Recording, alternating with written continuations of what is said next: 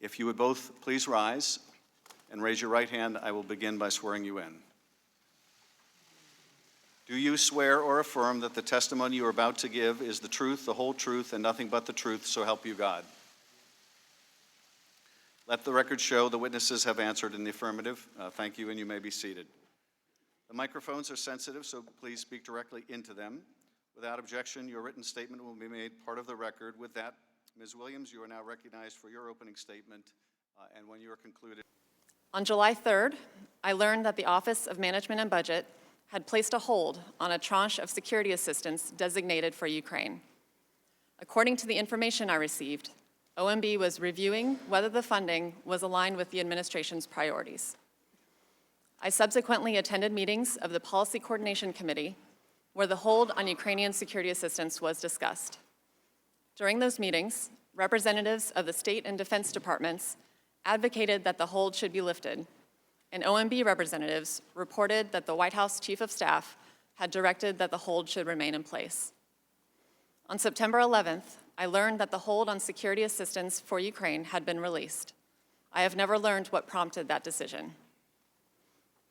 On July 25th, along with several of my colleagues, I listened to a call between President Trump and President Zelensky, the content of which has since been publicly reported. Prior to July 25th, I had participated in roughly a dozen other presidential phone calls. During my closed-door deposition, members of the committee asked about my personal views and whether I had any concerns about the July 25th call.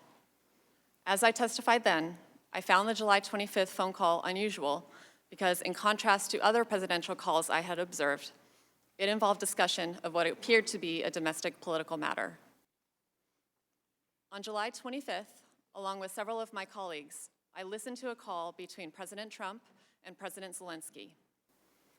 After the July 25th call, I provided an update in the Vice President's daily briefing book, indicating that President Trump had a call that day with President Zelensky. A hard copy of the memorandum transcribing the call was also included in the book. I do not know whether the Vice President reviewed my update or the transcript.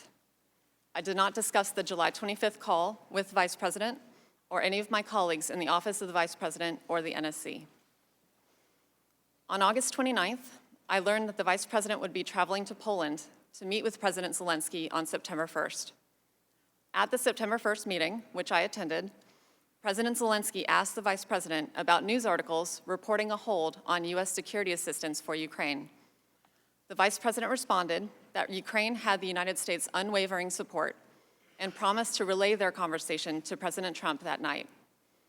During the September 1st meeting, neither the Vice President nor President Zelensky mentioned the specific investigations discussed during the July 25th phone call. Thank you again for the opportunity to provide this statement.